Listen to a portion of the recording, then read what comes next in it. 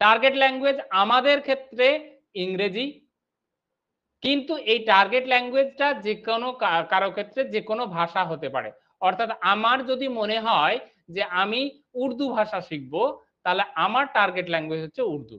তাহলে আমি উর্দু শেখার জন্য কি করব?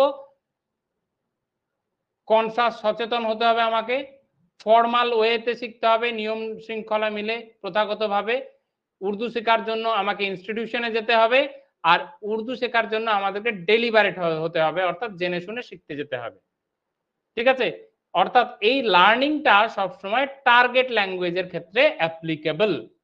অ্যাকুইজিশনটা সবসময় মাদার টাং এর ক্ষেত্রে অ্যাপ্লিকেবল।